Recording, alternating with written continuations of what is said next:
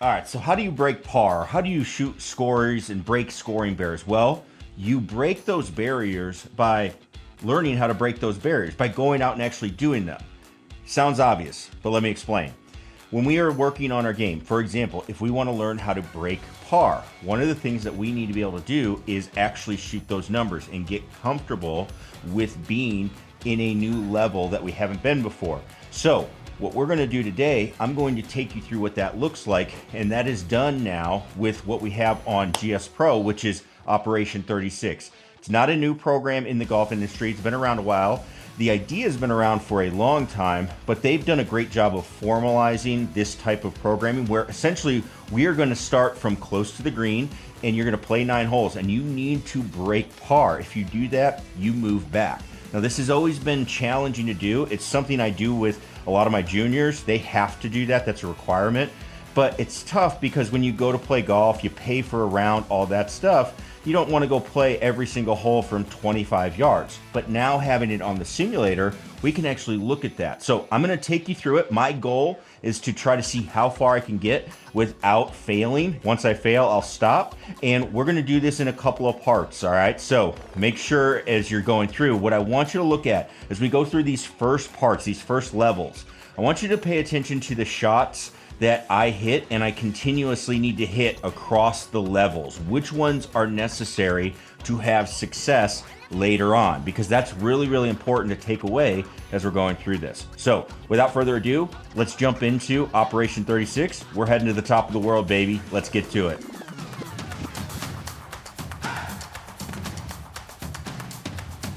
Got the lob wedge out. Hopefully we only need this club, because I'm going to chip it so close.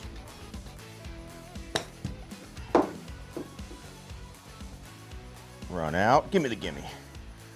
Good start. And then maybe put a little spin on it. That's the goal here. How about a make? There we go.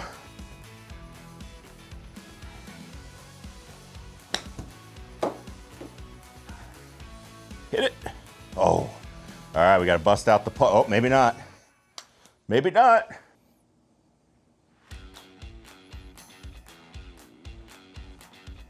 Get in there. There we go. Little pitch. I'm starting to juice them. Come back. There's a little hill. Nope. All right, now we got a 9-footer.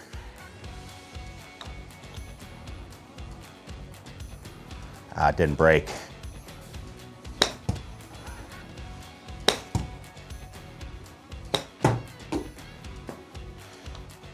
Counteract that hill a little bit. Get in the gimme. Thank you.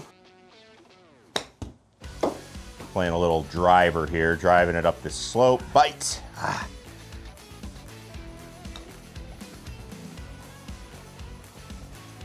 Oh. So I just got to make sure I carry it on top. There we go. All right, we're through level 1, pretty good. We got a score of 20, so we got 2s on everything except for, I guess, 2 holes, right? So we're gonna keep going. Level 2, I think it goes back to 50 yards. Let's do it.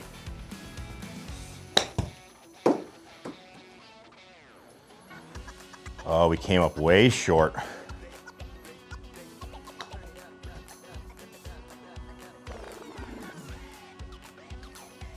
Uh-oh.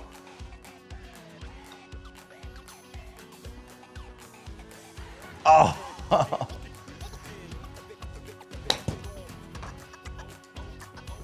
There we go. That was way better. Spit.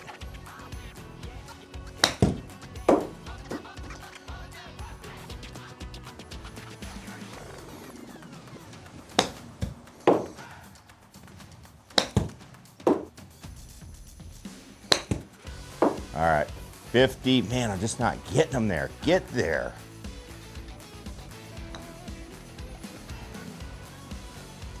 And I didn't hit it. Oh.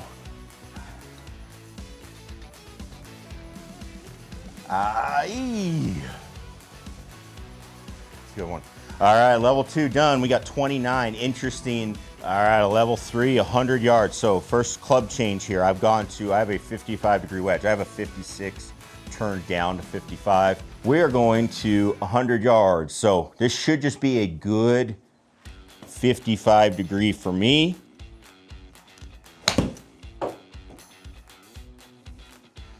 By the way, that's the first swing of the day, other than all the chips I've been hitting. No warm-ups today, just, uh-oh.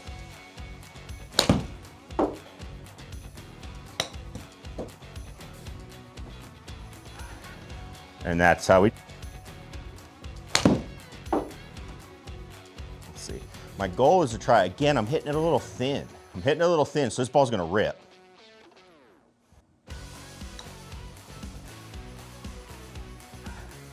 I'm starting to get a feel, go!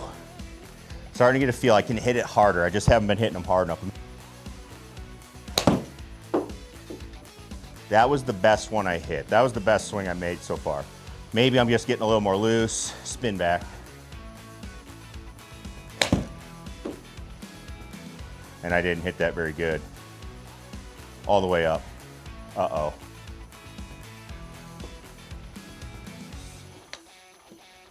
Uh-oh.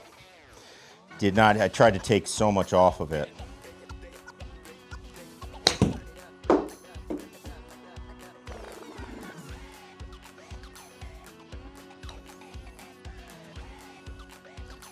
There we go, strong finish. What's interesting about the 100 versus 50 is that actually tells me that I need to either work on the 50 degree or 50 yard wedge, or if I was playing, I probably don't want to hit it to 50 yards. Try to avoid it. I'm better off hitting it to 100, or you got to get it up really close to the green because my skills aren't really good. That's kind of a lost art nowadays because pros just blast it up there because they're all so good inside of 100 yards. Doesn't matter the yardage. For us amateurs or people that don't play and practice like pros at the tour level, we aren't good at certain spots, so we need to strategize to avoid some of those areas. That's a really critical thing. So just something to think about as we're going through this. Ooh, all the way back to 150. All right, this gets interesting. Now I got to think about where do I want to miss a little bit too, because as we get farther away, our circle of where these shots could end up gets a little bit more. Or if we hit them like that, should be all right. If we hit them like that, we should be okay. So that was just a full-on 9.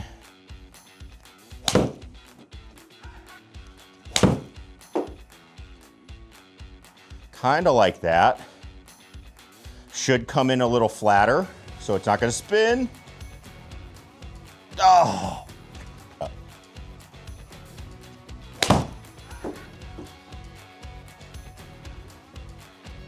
feel like I laid off that one a little bit. Oh, baby. Finding the zone. All right, 200 yards. Very interesting. So first thing is we have a treat in the way. And then we're going to be hitting, and the club I'm going to be hitting is a little bit lower. 5-iron, by the way. Pulled it. I got a little scared of that tree. A little scared of the tree, but it's a good shot. So let's talk about why does this work? Why is it important to do something like this? Well, one, you're systematically working your way through. You're gonna learn what shots you can't hit, right? If I can't hit and score under par from 25 yards, well, I need to work on those shots. I need to work on, hitting the ball close to the hole. And then I'm also gonna need to work on short putts because that's hopefully what you're going to have when you're hitting from 25 yards. So you're working on those skills. Now, as we move back, we'll kind of see. We're at 50. For me, it's still gonna be the same 2 clubs, lob wedge, putter, but we're gonna just try to dial in those yardages as we go.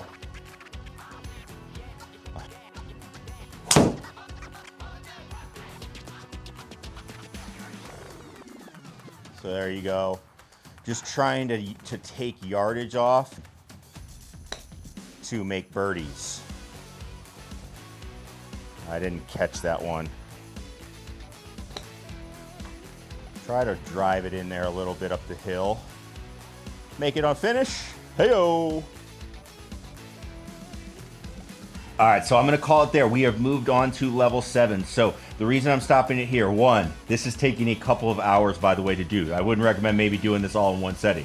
As we're moving through, as we're getting into the later levels, I think it warrants having its own video, because now it's going to be talking about strategies. There's different strategies that we need to play, because I'm not going to be able to always just go straight at the green, and we have to think about ways that we can approach holes that give us the best opportunity to score. So that's where we're going to leave it. We will have the later parts coming up, so make sure you subscribe if you're not a subscriber. And again, start looking at how you are training and how you're training your shots. That is going to be a big deal. All right, so we will see you in the next part. Thanks everybody for watching. Peace.